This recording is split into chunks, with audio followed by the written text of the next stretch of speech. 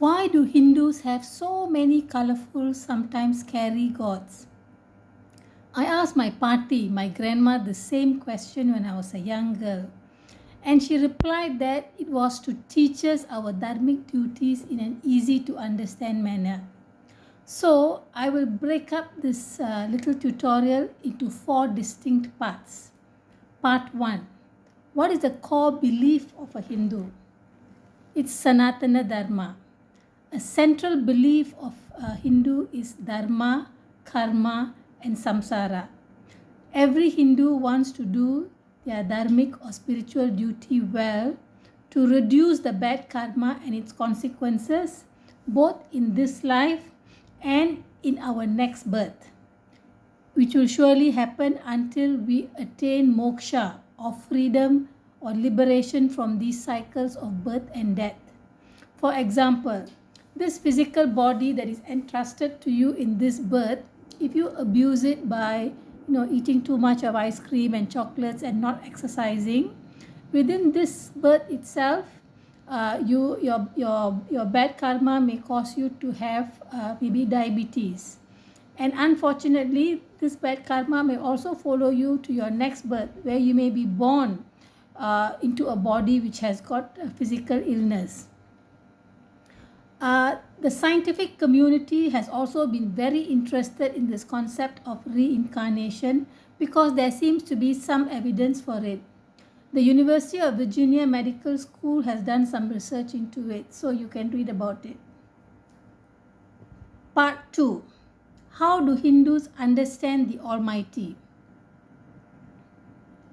Let's see. Now, as far as Hindus are concerned, there is no one has shown any proof that they have seen or spoken to God or touched God. As Swami Vivekananda said, God is unknowable. So, what do Hindus believe about God or the Paramatma? We think of God as a single cosmic force. And this all-powerful cosmic force can exist in any form that it chooses to. We can't restrict what form God takes. And this cosmic force exists everywhere and in everything.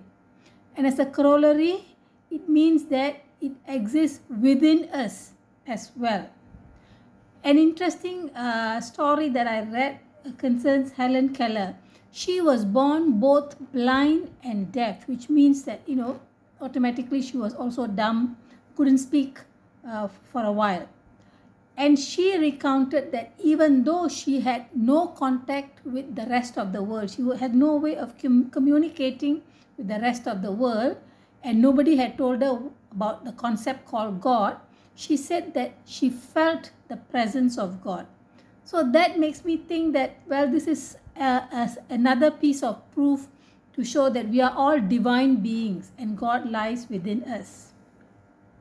Now, what is the connection between our dharmic duty and our belief in the Almighty?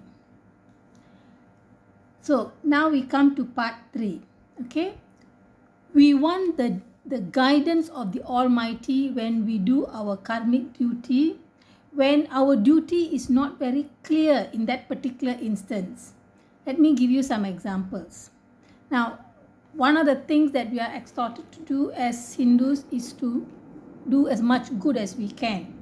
Suppose one of your classmates whom you don't like, falls down in class and injures themselves, you would still go and aid them and go and call the teacher and call an ambulance or something like that. So your dharmic duty is very clear there.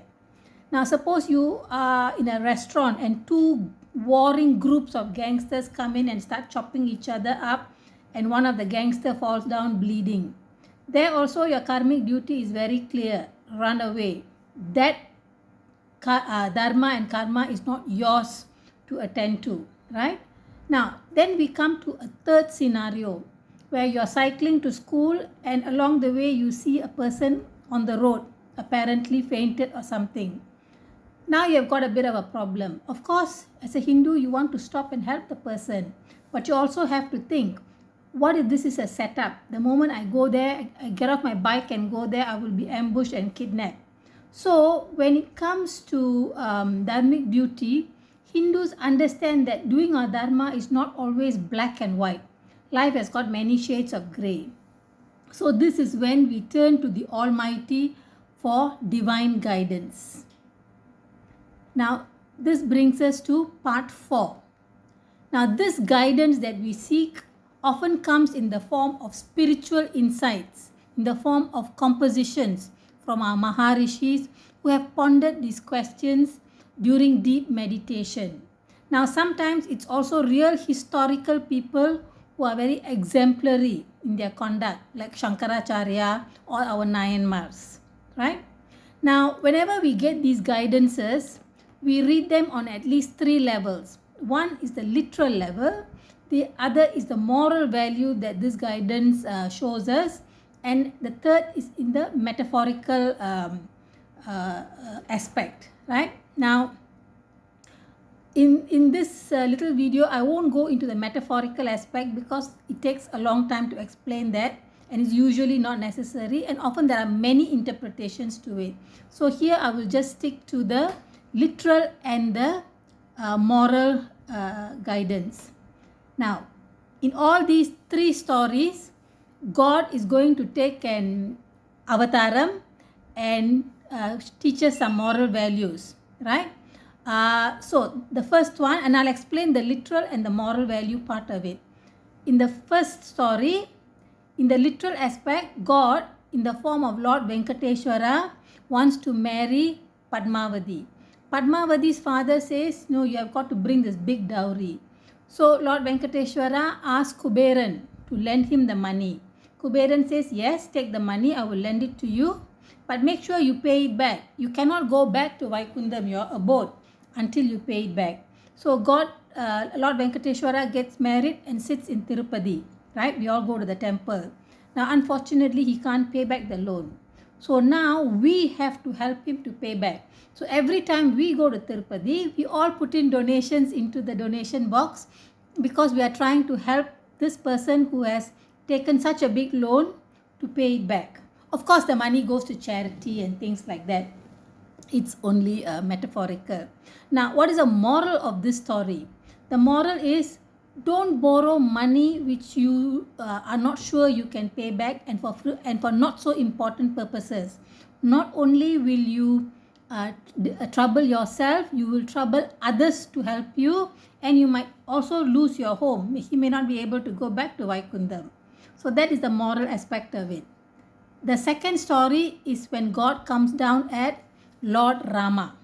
Okay, the literal version of it is Rama is a prince and his wife Sita gets kidnapped by Ravana and is kept hostage for I think a year, and then Rama goes and saves her and brings her back. He is very overjoyed, but the public, his public, they are not too happy. They say the queen has been with another man held hostage for 1 year, so they do not know whether she is chaste, right? Now, so Lord Rama is in a dilemma. He is not worried what, as long as he gets his wife back, he is happy. He knows that she has undergone a trauma. But for the public, it's not like that. She is their ruler's wife. So they want her to prove that she is indeed worthy to be the king's wife. So Lord Rama, depending on which version of the story, he asks her to walk in fire as a test. Now, that is the literal story, right? Now, what is the moral of the story? The moral of the story is the head that wears the crown of a leader. Not only are you going to be subject to public scrutiny, you must be willing for your wife and your family to be equally publicly scrutinized. If you don't want the public scrutiny, do not wear the crown. So that is the moral of the story. Now the third story is when God comes down as Lord Krishna. Now Lord Krishna battles with an evil king called Naragasuran.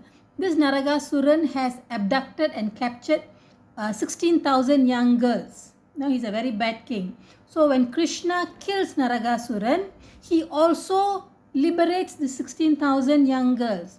Now what to do with these girls? They have been living in Naragasuran's palace for some time. Their parents don't want them back. Their chastity is in doubt. So Krishna marries them to rehabilitate them. Now, that is the literal story. But what is the moral behind the story? The moral behind the story is just rescuing people is not enough.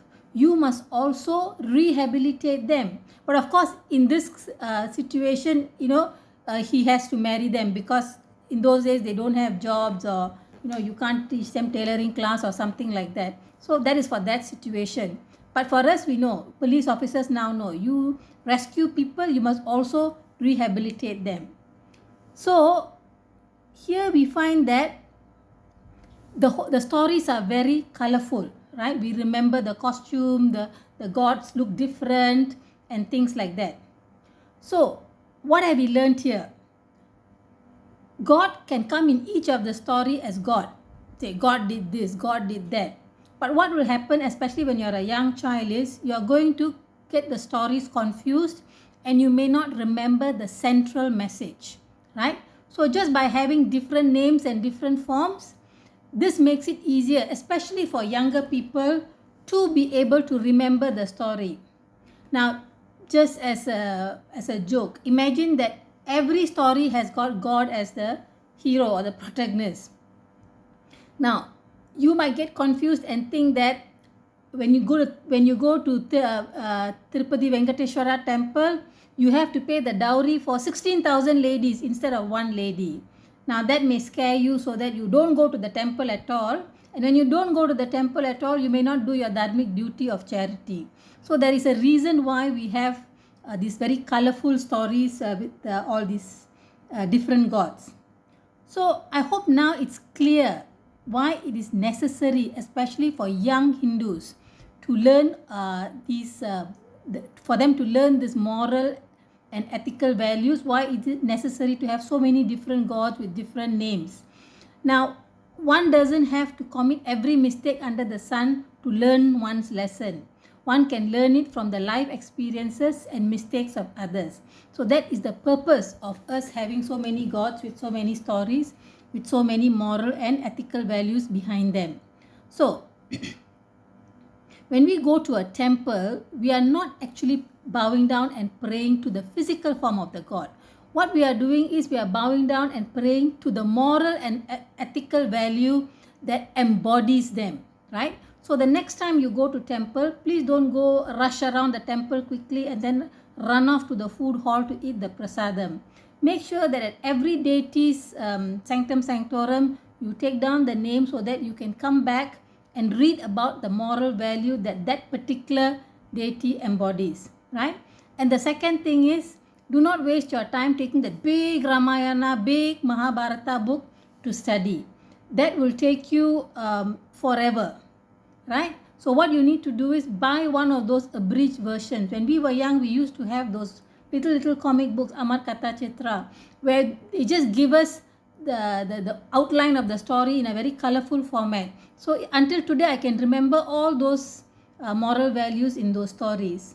So I hope with this, it will answer your question as to why we need to have so many gods for us to be able to do our complex dharmic duties correctly. Thank you very much for listening.